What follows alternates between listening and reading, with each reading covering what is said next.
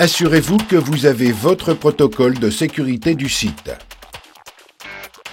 Stationnez votre camion et rendez-vous à l'accueil équipé de vos EPI. Respectez en tout point le protocole de sécurité et le plan de circulation du site. Remettez votre bon de livraison à l'accueil, faites-vous préciser le silo et le volume disponible. Le client vous indiquera le système pour éviter les erreurs de dépotage, mécanique, détrompeur ou cadenas, ou à commande à distance, pour l'ouverture de la vanne de la colonne de remplissage du silo. Dirigez-vous vers le silo indiqué en respectant le plan de circulation.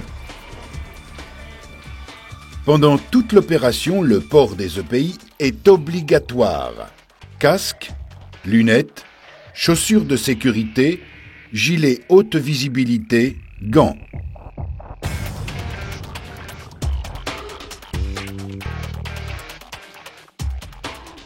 Vérifiez le bon état des tuyaux flexibles et des raccords.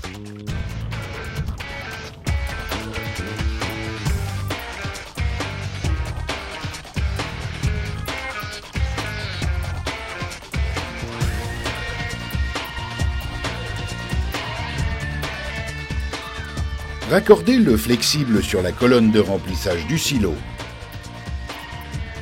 Mettez en place le câble anti-coup de fouet. Une boucle est fixée sur la colonne de remplissage, l'autre doit être positionnée sur le flexible. S'il n'y a pas de câble, utilisez celui qui se trouve dans votre camion.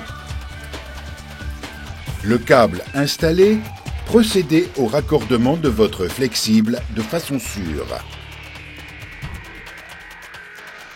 Si la distance avec le silo nécessite une longueur de tuyau supplémentaire, vous devez installer un deuxième câble anti-coup de fouet entre ces deux longueurs.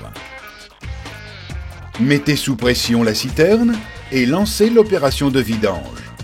Régulez le débit d'air. Ne jamais dépasser la pression prescrite par le client et en tout état de cause dans la limite de 2 bars. Restez près de la citerne à surveiller le processus de vidange. Il est interdit de resserrer les fixations des trous d'homme et flexibles lorsque la citerne est sous pression. En cas d'anomalie, de déclenchement de l'alerte de niveau haut ou de pression, interrompez le dépotage et signalez l'incident. À la fin de la vidange, fermez les vannes et décompressez la citerne. Il est interdit de purger dans le silo et de rouler avec une citerne sous pression.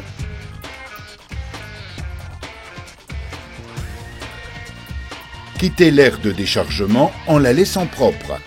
Stationnez aux endroits indiqués et rejoignez l'accueil pour récupérer le bon de livraison. S'il vous a été remis une clé de cadenas ou un détrompeur, veillez à le restituer. Signalez au centraliste toute anomalie avant de quitter le site. Bonne route!